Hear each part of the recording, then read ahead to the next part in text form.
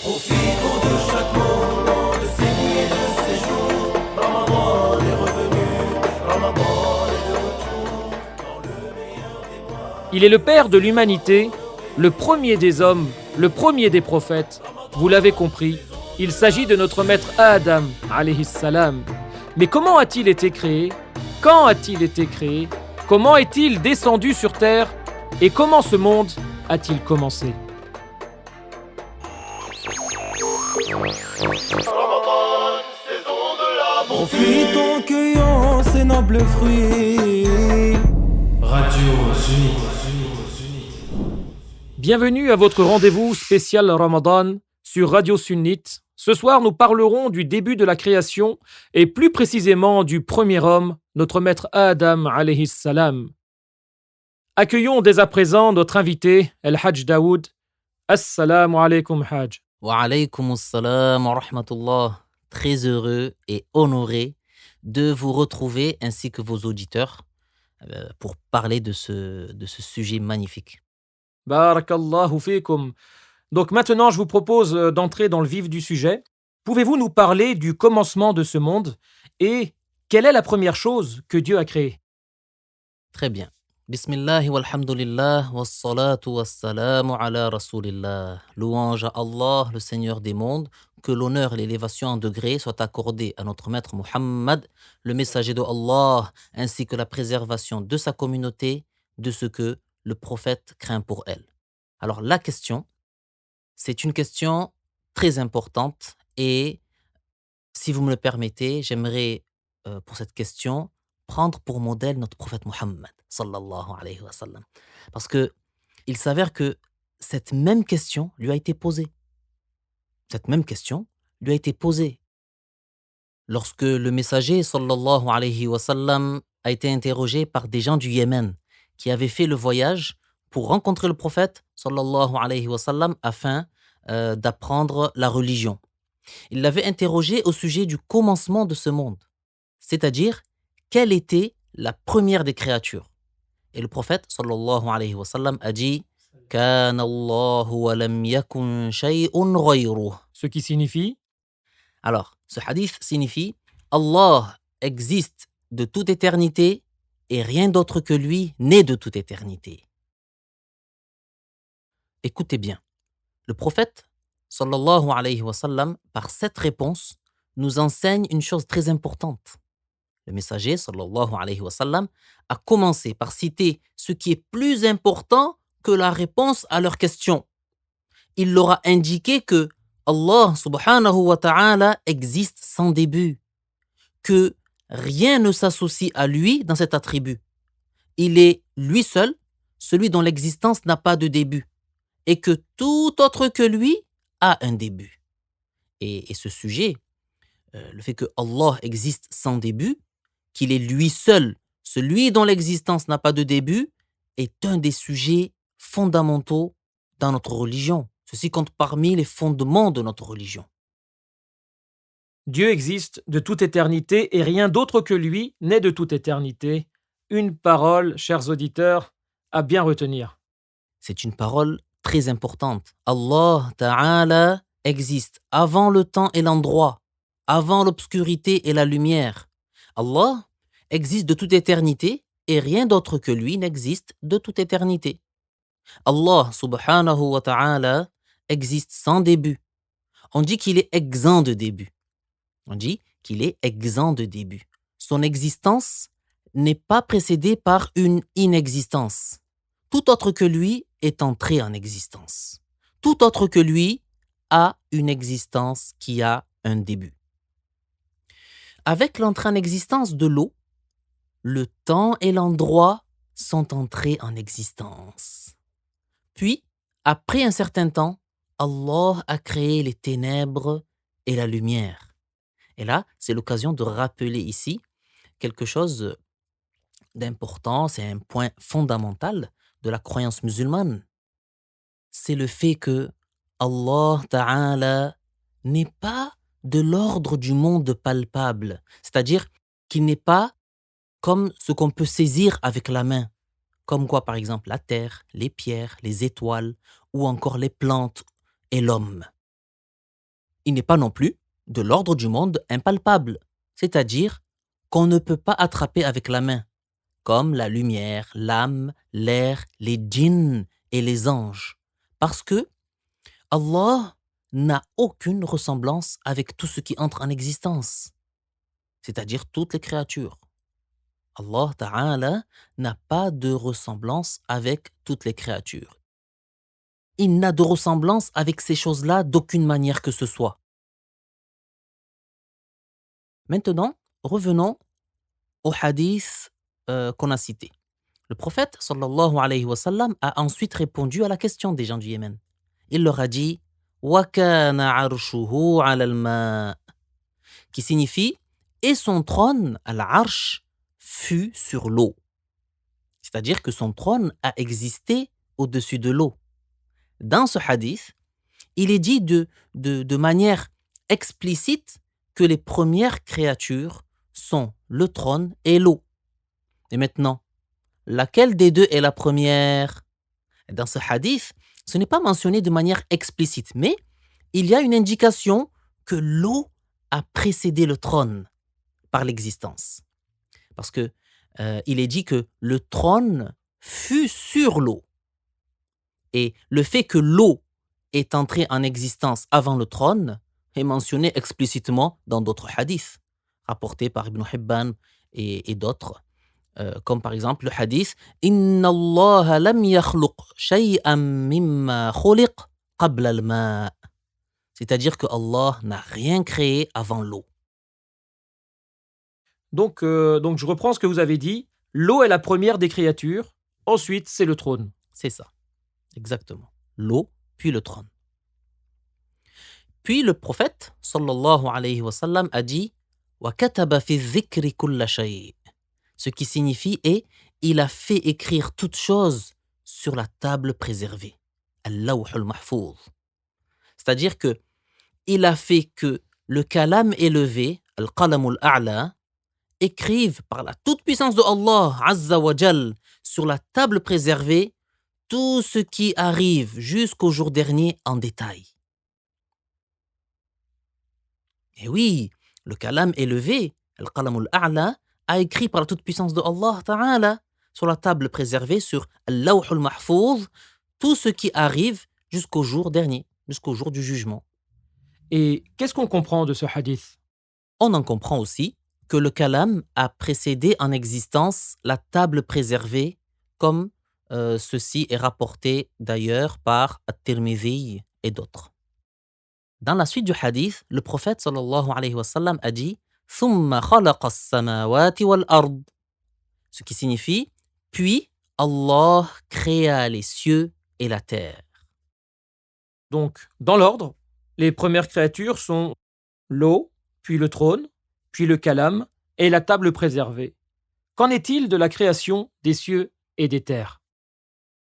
Concernant l'entrée en existence des cieux et des terres, il est parvenu dans le Coran à ce sujet que cela a duré 6 jours, dont chacun dure 1000 ans de nos années actuelles. La terre a été créée dans les 2 premiers jours, le dimanche et le lundi. Ensuite, Allah a fait que les 7 cieux surgissent du néant à l'existence. C'était quand? Le mardi et le mercredi. Puis, Allah tabaraka wa ta'ala a fait que surgissent à l'existence ce qui existe sur terre. C'était quand? Le jeudi et le vendredi. Durant ces 2 jours, il a fait que les choses qui sont une facilité pour que les humains puissent résider sur terre existent. Durant ces 2 jours, il a fait que les rivières coulent, que les arbres poussent, et il a créé toutes les choses bénéfiques pour les humains, comme le soleil, la lune, les animaux, les oiseaux. Et en ce qui concerne les anges, quand ont-ils été créés? Le début de la création des anges a également eu lieu dans ces 6 jours-là. La création de Iblis, le maudit, qui est le père des djinns, a eu lieu aussi durant ces 6 jours.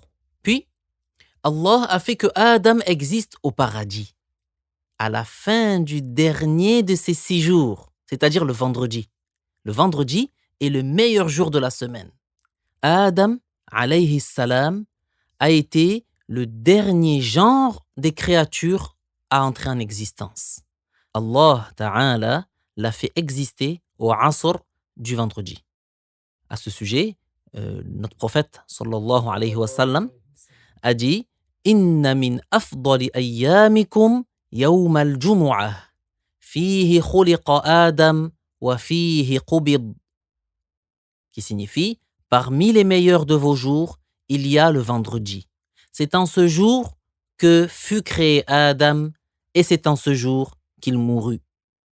Donc, qu'est-ce que cela veut dire? Cela veut dire que l'accomplissement de la création de Adam s'est déroulé au paradis, car il tire son origine du sol qui a été transporté de la terre jusqu'au paradis. Notre maître Adam, étant le premier des hommes, il n'a ni père ni mère. Alors comment a-t-il été créé? Adam alayhi salam a été créé à partir du mélange du sol de cette terre avec de l'eau du paradis. Le messager, sallallahu alayhi wa sallam, a dit Inna Allah qabada qabdatan min al-ard, min abyadiha wa aswadiha wa ma bayna dhalik, wa min sahliha wa hazniha wa ma bayna dhalik, wa min tayyibiha wa radi'iha wa ma bayna dhalik, faja'a dhurriyyatu Adam ala qadri dhalik.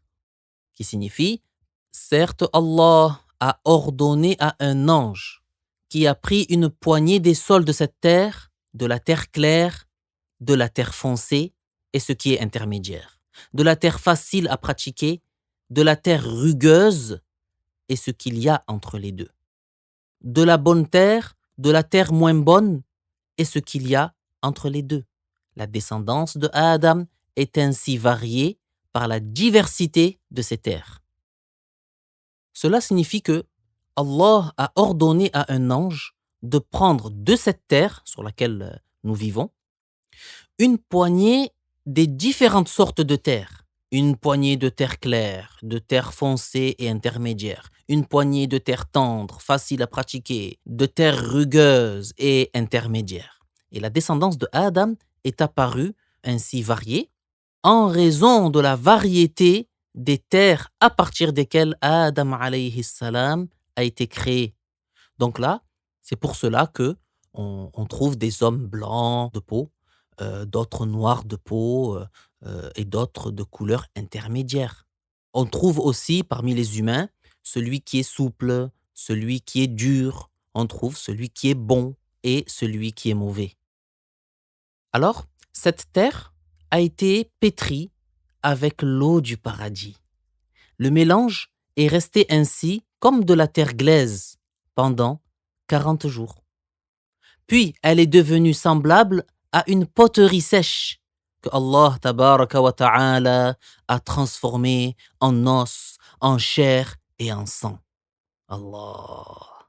Il a fait insuffler en lui l'âme bonne, l'âme honorée selon le jugement de Allah. C'est cela la signification de la parole de Allah Ta'ala.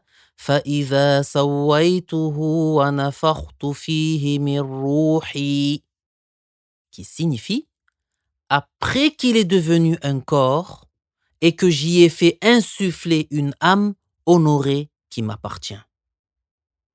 Comme vous le savez, cela ne veut pas dire que Allah Ta'ala aurait une âme. Ruhi ici signifie l'âme qui appartient à Allah et qui est honorée par lui, et non pas une âme qui serait une partie de Allah. L'âme de Adam a été insufflée en lui et là, il a parlé. Adam alayhi salam, il a parlé. La première parole qu'il a dite, c'était Alhamdulillah, louange à Dieu. Alhamdulillah, quelle belle parole! Et concernant son aspect physique, son apparence, pouvez-vous nous renseigner? Oui, très important. Notre maître Adam alayhi salam avait un bel aspect. Il était beau, il était grand et il se tenait droit. Il avait un beau visage, une belle voix. Il portait des vêtements. Adam alayhi salam portait des vêtements, donc il n'était pas nu. Il n'était pas comme les animaux qui marchent à quatre pattes. Il n'était pas laid. Allah tabaraka wa ta'ala a créé l'homme. Il l'a honoré et a fait que son apparence soit la meilleure des apparences parmi toutes les créatures. L'aspect de l'humain est meilleur que l'aspect des djinns et des anges. L'aspect des humains ne comporte pas de défauts. Le premier humain que Allah Ta'ala a créé, c'est notre maître Adam, alayhi salam, comme on l'a dit. Il avait une belle apparence et il est connu que notre maître Adam, alayhi salam, est le premier des humains et qu'il est leur origine. Il était prophète messager. Il n'est pas digne de dire que un prophète ressemblait au singe. Le prophète sallallahu alayhi wa sallam a dit ما بعث الله نبيا إلا حسن الوجه حسن الصوت وإن نبيكم أحسنهم وجها وأحسنهم صوتا, qui signifie Allah n'a pas envoyé un seul prophète sans qu'il n'ait un beau visage et une belle voix, et votre prophète a le plus beau visage et la plus belle voix de tous. كان طول آدم 60 ذراعا في 7 أذرع عرضا. Cela signifie la taille de Adam était de 60 coudées de haut sur 7 coudées de large. Et la coudée fait environ 45 cm. Alors, tous ceux qui ont accepté la prétention que l'homme descendrait du singe auront démenti le Coran et le hadith du messager de Allah sallallahu alayhi wa sallam. Bien sûr, notre maître Adam, comme tous les prophètes, était musulman. Oui, Allah Ta'ala a créé en Adam la connaissance et la foi. Il savait et il avait pour croyance qu'il a un Dieu, qu'il a un créateur, qu'il l'a créé et qui a créé toutes choses, que ce Seigneur est celui qui mérite l'adoration et que nul autre que lui ne mérite d'être adoré. Après cela, Allah Ta'ala lui a appris par l'intermédiaire d'un ange de se rendre auprès d'un groupe d'anges et de les saluer. Allah. Il est donc parti et leur a passé le salam en leur disant Assalamu alaykum. Ils ont dit Assalamu alaykum wa rahmatullah. Ils ont rajouté wa rahmatullah. Allah Ta'ala lui a appris que ce sera sa salutation et la salutation de sa communauté après lui. Allah Ta'ala a appris à notre maître Adam alayhi salam le nom de toutes choses. Donc, vous voyez, notre maître Adam alayhi salam n'était pas ignorant. Il n'était pas de ceux qui ne savent rien et qui ne savent pas exprimer correctement ce qu'ils veulent par la langue, tout comme le prétendent certains calomnieusement. Il y a des gens qui disent que l'homme ne savait pas articuler et qu'il s'exprimait par des gestes. Ceci est pur mensonge, calomnie, et c'est en contradiction avec ce qui est parvenu dans la religion. Le premier être humain est notre maître Adam alayhi salam, qui était prophète messager. Allah a créé en lui la science, la connaissance. Et Allah Ta'ala a créé en lui la capacité de prononcer. Il a fait de lui un être ayant une belle apparence, une belle voix et un bel aspect. Donc, Adam, alayhi salam, le premier humain, était un prophète musulman, très beau, très grand, avec une belle voix et une belle apparence. Pouvez-vous, à présent, nous parler de son épouse? Allah Ta'ala a créé pour notre maître Adam alayhi salam une épouse qui s'appelait comment? Elle s'appelait Hawa. Il l'a créée à partir d'une côte de Adam. D'une côte de Adam, c'était la plus courte, de son côté gauche. Allah l'a créée avec la forme sous laquelle elle a vécu. Adulte, grande, d'une taille qui convient à celle de Adam alayhi salam. Et ensuite, ils ont eu des enfants. C'est-à-dire Adam et Hawa ont eu des enfants. Allah Ta'ala dit هو الذي خلقكم من نفس واحدة. Ce qui signifie, c'est lui qui vous a créé à partir d'une seule personne, c'est-à-dire du prophète Adam.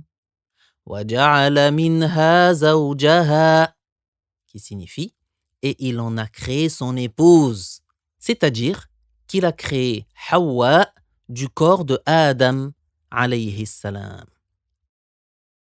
Est-ce que vous savez pourquoi Adam a-t-il été appelé ainsi? Car il a été créé du sol, Adim, de la terre, c'est-à-dire ce qui se trouve à la surface de la terre. Et Hawa, elle a été appelée ainsi car elle a été créée à partir de quelque chose, de hayy, de vivant. Hawa a été appelée ainsi car elle a été créée à partir de quelque chose de vivant, hayy, et qui est Adam. Adam alayhi salam. Adam et Hawa ont vécu un certain temps au paradis avant de descendre sur terre. Pourriez-vous nous en dire plus à ce sujet, Hajj? Avant, j'aimerais aborder un autre point, qui est la rébellion de Iblis. Sachez que Allah tabaraka wa ta'ala a ordonné aux anges, alayhimus salam, de se prosterner pour Adam, pour le saluer et non pour l'adorer. Allah ta'ala a ordonné aux anges de se prosterner pour Adam, pour le saluer. Et en ce qui concerne Iblis, faites très attention, Iblis n'était pas un ange. Lui n'était pas un ange. Il s'agit en fait d'un djinn. Il vivait avec les anges, mais il était un djinn. Et là, j'insiste bien sur ce point, je répète, Iblis n'était pas un ange, c'était un djinn. Iblis, lui, avant de commettre sa mécréance, il était musulman. Il adorait Allah avec les anges. Ce n'est pas vrai ce que certains disent. On ne dit pas que Iblis était un ange déchu. Ce n'est pas vrai qu'il était un ange avant sa mécréance. Et donc, bien évidemment, il n'était pas non plus le meilleur des anges, comme certains ont osé le prétendre. Wal'iyadhu billah. À cette époque-là, Iblis était croyant et adorait Allah Ta'ala avec les anges. Il était donc concerné par l'ordre de Allah, de se prosterner. Les anges se sont tous prosternés sans aucune objection ni abstention, car ils sont tels que Allah Ta'ala les a décrits dans le Coran. La ya'souna Allah ma amarahum wa yaf'aluna ma yu'marun. Ce qui signifie, ils ne désobéissent pas à Allah en ce qu'il leur ordonne et ils font ce qu'il leur est ordonné de faire. Mais Iblis, lui qui était un djinn, ne s'est pas prosterné. Plus encore, il a émis une objection contre Allah. Wal'iyadhu billah. Allah Ta'ala dit وَإِذْ قُلْنَا لِلْمَلَائِكَةِ اسْجُدُوا لِآدَمَ فَسَجَدُوا إِلَّا إِبْلِيسَ كَانَ مِنَ الْجِنِّ فَفَسَقَ عَنْ أَمْرِ رَبِّهِ. Ce qui signifie, nous avons ordonné aux anges de se prosterner pour Adam. Ils se sont prosternés, mais Iblis, qui était un djinn, s'est détourné et a émis une objection contre l'ordre de son Seigneur.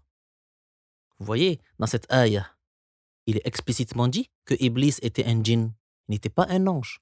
Iblis a donc refusé de se prosterner, puis il a mécru. Comment il a mécru? En émettant une objection contre Allah, en contestant l'ordre de Allah. Alors, il a été éloigné de la miséricorde de Allah. Il a été éloigné de la miséricorde de Allah Ta'ala. Et c'est de là qu'il a été appelé Iblis, alors qu'il s'appelait auparavant Azazil. Donc, faites très attention. Il n'est pas permis de croire que Iblis était un ange, comme on l'entend parfois de certaines personnes. Et bien sûr, il n'est pas permis non plus de croire qu'il était le président des anges. Subhanallah. C'est vrai qu'on entend cela de certaines personnes. Vous faites bien de rappeler ce point à nos auditeurs. Vous savez, Iblis a promis qu'il œuvrerait à égarer les gens. Allah Ta'ala dit قال فبعزتك لأغوينهم أجمعين إلا عبادك منهم المخلصين. Ce qui signifie, il dit, par ta gloire, je les égarerai tous, mis à part tes esclaves que tu préserves et qui t'adorent sincèrement. Subhanallah, que Allah Ta'ala fasse que nous soyons de ces esclaves-là. Amin. Mais Allah Ta'ala ne veut pas que Iblis égare tous les esclaves. Celui qui est égaré l'est par la volonté de Allah. Et celui pour lequel Allah veut la bonne guidée, Iblis ne peut pas l'égarer. Mais je reviens maintenant à votre question. Notre maître Adam alayhi salam a vécu avec son épouse Hawa au paradis pendant un certain temps. Ils mangeaient des fruits du paradis, ils en profitaient, ils vivaient paisiblement, masha'Allah. Allah Ta'ala leur avait interdit de manger d'un des arbres du paradis. D'ailleurs, Hajj, à propos de cet arbre, savons-nous de quel arbre il s'agit? En fait, Allah Ta'ala ne nous a pas dit le nom de cet arbre. Le messager de Allah, sallallahu alayhi wa sallam, également, ne nous l'a pas nommé. C'est pour ça que on ne peut pas être catégorique à dire qu'il s'agissait d'un pommier, car son nom n'a pas été parvenu dans un texte. Nous disons plutôt qu'il se peut que ce soit un pommier ou un autre arbre. Mais le shaitan leur a suggéré d'en consommer. Et ils en ont mangé. Il leur avait fait croire que c'était l'arbre de l'éternité, que celui qui en mangeait ne mourrait pas. Hawa a contribué en ceci. Elle a incité son mari à manger. Et là, si vous voulez bien, il est important de rappeler une règle fondamentale. Les prophètes sont obligatoirement préservés, c'est-à-dire qu'ils sont protégés totalement sans faille de la mécréance, des grands péchés et des petits péchés de bassesse et d'indécence. Et ce, avant l'avènement de leur mission de prophète, tout comme après. Donc, il est impossible aux prophètes de tomber dans la mécréance, dans les grands péchés ou les petits péchés qui comportent une bassesse, comme quoi par exemple, comme voler un grain de raisin. Et ceci avant leur mission de prophète, tout comme après. Par contre, il est possible qu'ils commettent d'autres péchés que ceux-là, c'est-à-dire des petits péchés qui ne comportent pas de bassesse ni d'indécence, comme ce qui est arrivé à notre maître Adam, alayhi salam. Mais attention, s'il leur arrive une telle chose, ils sont immédiatement avertis, afin qu'ils s'en repentent, avant que d'autres gens de leur communauté ne les suivent en cela. Ne suivent les prophètes, alayhimus salam, en faisant ces petits péchés qu'ils ont faits, parce qu'ils sont des modèles pour les gens. Ce qui est parvenu de notre maître Adam, alayhi salam, le fait d'avoir consommé de ce fruit, c'est donc un petit péché qui ne comporte pas de bassesse de caractère. Et aussi, on rappelle que cet événement s'était produit avant que Adam ne reçoive la révélation de la prophétie. Et Adam alayhi salam s'est repenti à Allah Ta'ala immédiatement. Et Allah lui a pardonné. Allah Ta'ala dit وَعَصَى آدَمُ رَبَّهُ فَغَوَى ثُمَّ اجْتَبَاهُ رَبُّهُ فَتَابَ عَلَيْهِ وَهَدَى. Cela signifie Adam a désobéi à son Seigneur, mais Allah lui a pardonné. C'était donc un petit péché qui ne comporte pas de bassesse et pour lequel Adam alayhi salam s'est immédiatement repenti. Que s'est-il passé par la suite? Ensuite, Allah tabaraka wa ta'ala a ordonné à Adam de descendre sur terre en compagnie de son épouse Hawa. Allah a fait également descendre Iblis et Allah a ordonné au fils de Adam de considérer Iblis comme ennemi. Combien de temps notre maître Adam alayhi salam est-il resté au paradis? Ce qui est parvenu, c'est que le temps que Adam alayhi salam a passé au paradis est de 130 années. Parce que, en fait, il a été créé à la fin du vendredi, pendant la dernière heure. Il est resté un temps au paradis, puis est descendu sur terre avant le coucher. Ce temps correspond à 130 années. J'ai deux questions, Hajj Daoud. Où sont-ils descendus et comment s'est déroulée leur vie sur terre? Adam alayhi salam, lorsqu'il est descendu sur terre, il est arrivé dans un endroit qui s'appelle Sarandib. C'est où? C'est au Sri Lanka. Puis, il a retrouvé Hawa à Arafat. C'est où Arafat? Dans la péninsule arabique. Ils ont vécu sur terre et ils ont eu des enfants.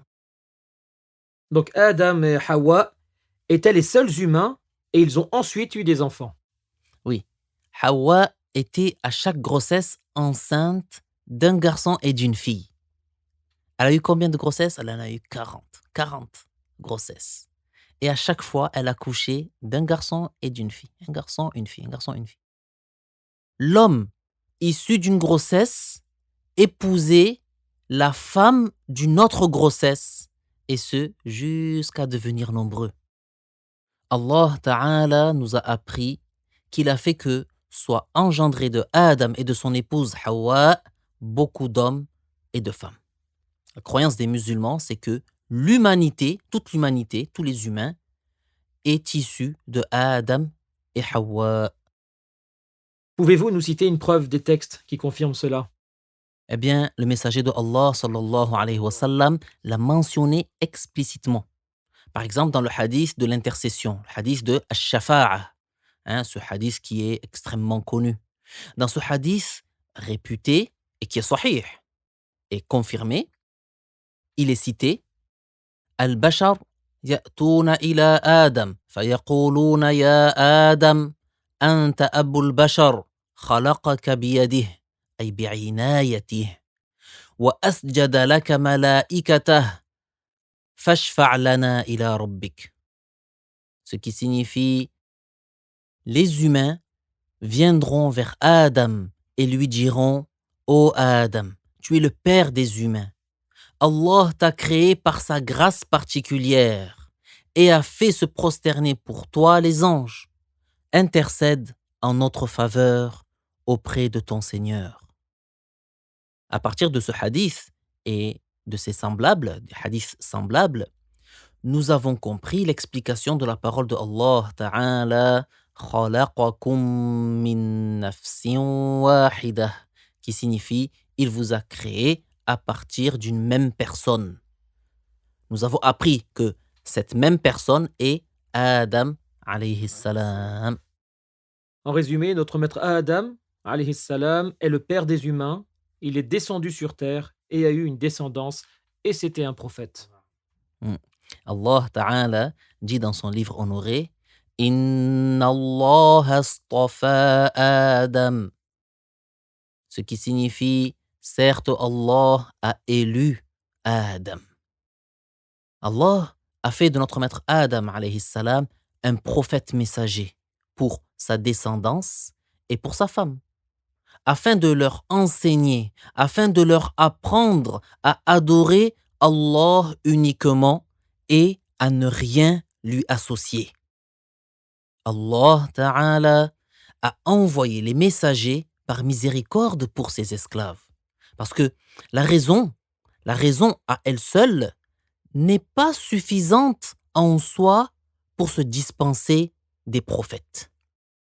En effet, la raison ne peut pas connaître seule les choses qui sauvent dans l'au-delà. Ils sont donc une grâce que Allah Ta'ala a accordée à ses esclaves. Et il a exigé l'obéissance envers eux. Donc, il est obligatoire d'obéir à chaque messager de son époque. Pour revenir, Hajj, au prophète Adam alayhi salam, qu'a-t-il enseigné à ses enfants? Les enseignements de notre maître Adam alayhi salam à sa famille et donc à l'humanité par la suite sont extrêmement nombreux. L'humanité lui doit beaucoup. Notre maître Adam a enseigné à sa descendance la petite ablution, le wudu et la prière. Il leur a enseigné d'être sincères dans leurs relations et de ne pas tromper les autres. Il leur a enseigné l'honnêteté et de ne pas trahir. Il leur a enseigné aussi la sincérité dans l'adoration, c'est-à-dire de faire les actes d'obéissance pour rechercher la récompense de Allah et suivre ses ordres. Notre maître Adam alayhi salam parlait toutes les langues. Il parlait toutes les langues. Et il était éloquent. Il avait une belle voix. Il communiquait avec ses enfants avec des paroles claires et non pas par des gestes. Il connaissait les noms de toutes les choses, comme le ciel, la terre, la mer, l'air. Notre maître Adam alayhi salam savait faire beaucoup de choses. Allah tabaraka wa ta'ala a fait que notre maître Adam connaisse l'agriculture, la confection de vêtements et la fabrication de la monnaie d'or et d'argent. Il lui a appris comment fabriquer les outils agricoles, comme la pelle, la faucille. Il lui a appris comment cultiver les céréales, les légumes et les fruits et comment récolter. Il lui a appris également comment faire le pain à partir du blé. Notre maître Adam alayhi salam a appris à bâtir. Il bâtissait les maisons et il leur fabriquait des portes et des toits. Il est le premier alayhi salam à avoir construit la Kaaba. Qui est le premier à avoir construit la Kaaba? C'est notre maître Adam alayhi salam dans la ville de la Mecque honorée. Et c'est à son époque qu'a été construite la mosquée Al-Aqsa en Palestine.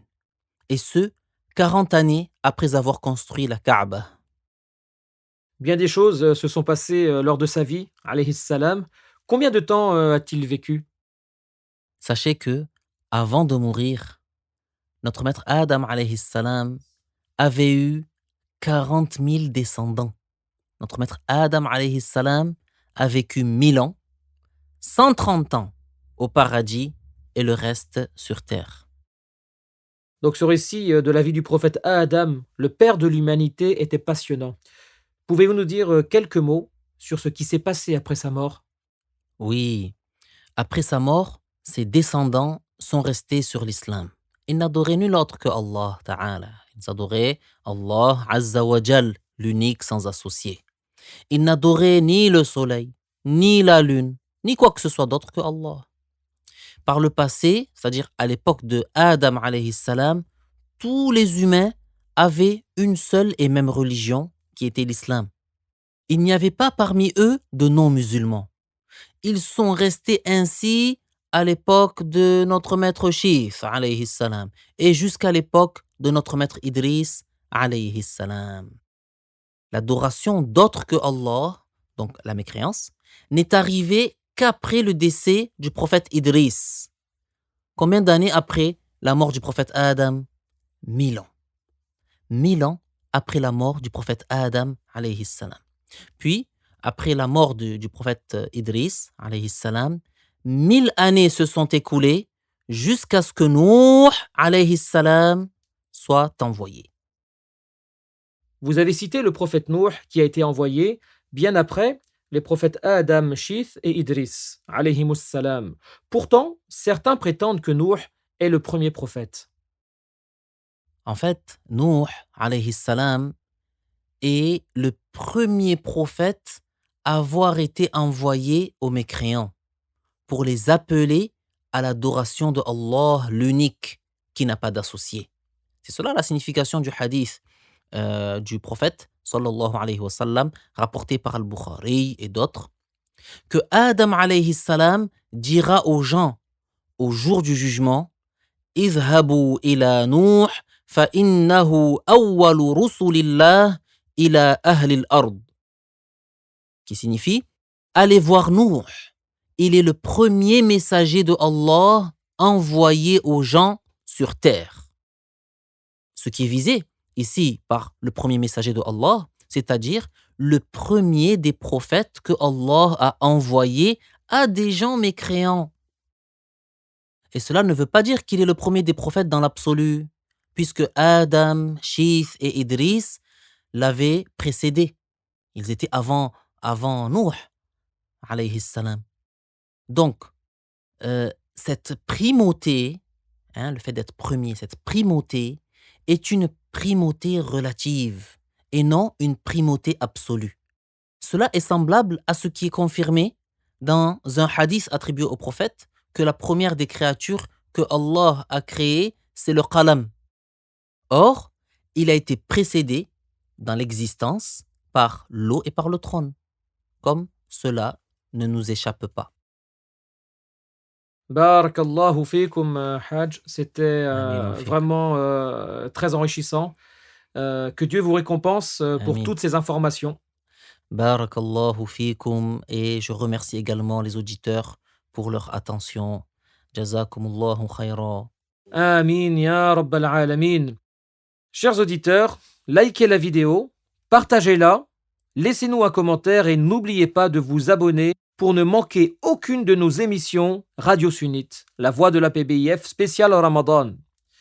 Un dernier conseil avant de vous quitter, chers auditeurs et auditrices, je vous invite à dire cette invocation après avoir rompu le jeûne. Allahumma laka sumt wa ala rizqika aftart. Et dites également ذهب الظمأ وابتلت العروق وثبت الأجر إن شاء الله.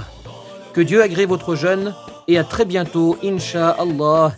Wassalamu alaykum wa rahmatullahi wa barakatuh. Profitons de chaque moment de ces nuits et de ces jours. Ramadan